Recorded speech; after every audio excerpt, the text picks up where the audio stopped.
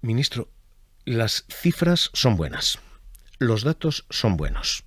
OCDE, Comisión Europea, Fondo Monetario, The Economist dicen las cosas van bien. Pero los españoles dicen España no va tan bien. La percepción económica es mala. 2 de cada 3 dicen España va mal. ¿Qué está pasando? ¿Qué está fallando? Bueno, yo creo que es importante resaltar o volver al primer argumento, ¿no? Los datos son los que dicen que la economía española va bien y es, según ese panel de 5 indicadores que ha construido el Economist, la economía que mejor ha estado en el año 2024. Pero la gente no lo capta. ¿Por qué? Efectivamente, tenemos ahí un doble esfuerzo. Primero, conseguir que esos buenos datos agregados o macro lleguen al día a día de los ciudadanos, y aquí estamos avanzando y ahora podemos hablar de algunos indicadores, es decir, trasladar esto en términos de realidad micro, y luego también el elemento de expectativas. Ese elemento de expectativas es muy importante porque decía usted que al final tenemos 2/3 partes de los ciudadanos que creen que la economía española no va bien, pero justo cuando les preguntamos, y esto lo hace por ejemplo el CIS, cómo va su economía personal, 2/3 partes dicen que va bien o muy bien.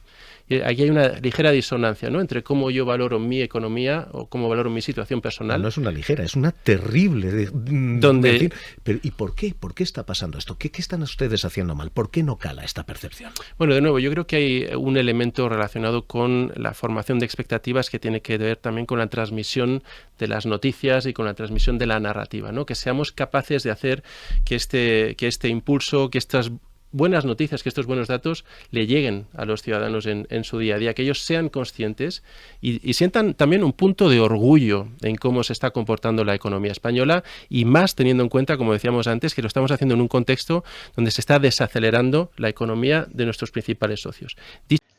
L'explicació d'aquesta situació cal buscar-la en l'encapotament de la dreta mediàtica en este país per buscar notícies negatives en l'economia espanyola.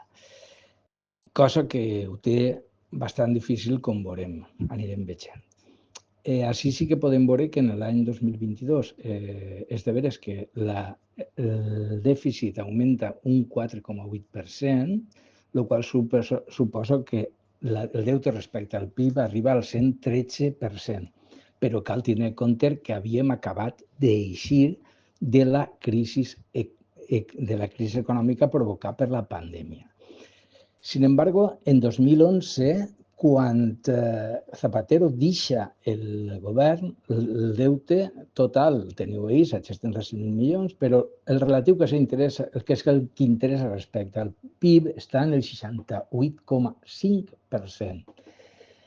Per contra, quan Mariano Rajoy va deixar el govern d'Espanya, en el 2018, a part de la quantitat absoluta, que no m'interessa perquè no diu res, i després ho veurem per què, el deute representava el 98,5% del producte interior brut. És a dir, el deute havia crescut moltíssim. Per tant, aquesta gent que diu que Zapatero va deixar-ho fer pols, doncs els datos desmenteixen.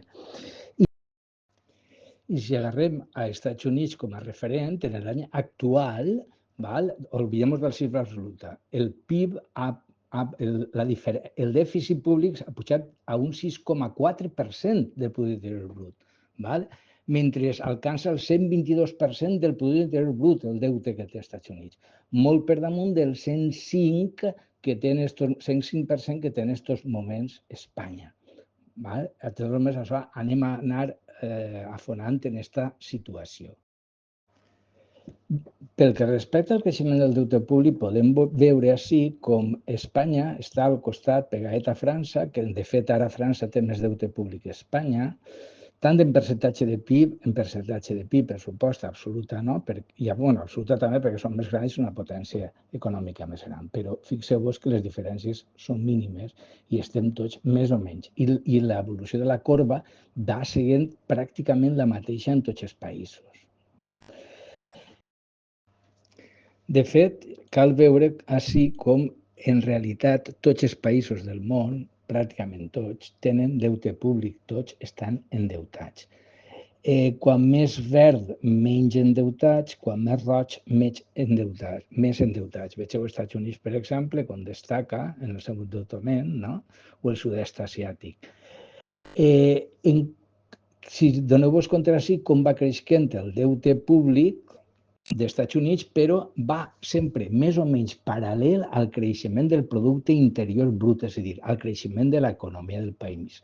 Quan més gran és l'economia, més capacitat té el país per a endeutar-se i, per tant, més capacitat té per a tornar aquest dèficit. De tota manera, recordem que els Estats Units està en un dèficit superior a l'espanyol, tant en percentatge respecte al PIB com en dèficit absolut. Clar, és una economia molt més gran.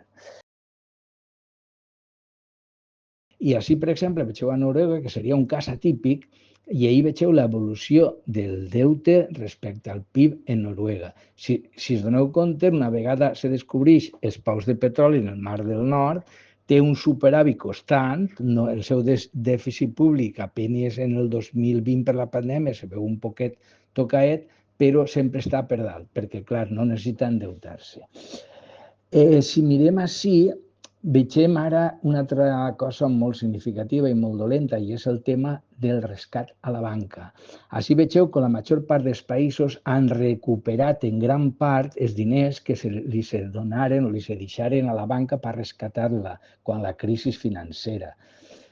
Sin embargo, Espanya, vegeu que hi arrossega 74.000 milions d'euros que no s'han tornat ni tornaran mai, mentre els altres països sí que n'han reduït.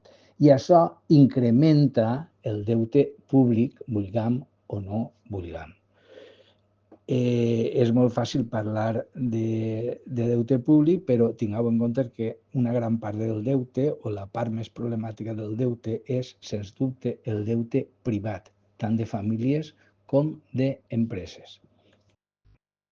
Si mirem aquest gràfic del deute públic per càpita a Iberoamèrica, resulta curiós que Espanya és el més endeutat. Cada espanyol deu $34.720, mentre que, per exemple, Colòmbia o Equador no arriben a 4.000. Clar, quina és l'explicació? Molt senzilla. Tots aquests països tenen unes infraestructures, sanitat, educació, serveis, seguretat, molt inferior al cas espanyol. Amb la qual cosa, evidentment, suposa que a ningú li agradaria viure en un d'aquests països. Tenen un deute públic baixet perquè gasten poquet. I a Xina està, i a Xina va el país. A Xina és que jo recomanaria que els que tant d'interès tenen o tant escandalitzats estan en el deute públic que se'n vagin a viure a aquests països, perquè allí sí que ho tenen controlat. Segur que no es fa gràcia. En aquest gràfic podem veure la comparativa entre països pel que respecta al deute públic.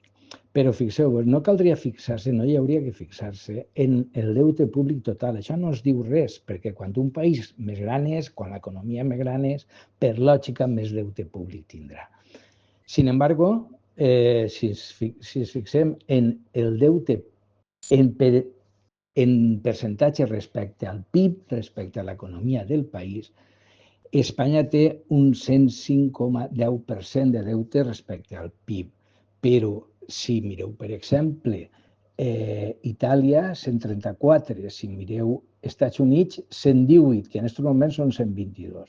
Si mireu, per exemple, Japó, 256. Ningú diria que Japó està molt mal i fatal. Simplement la seva economia és tan potent que se pot permetre aquest dèficit públic tan alt.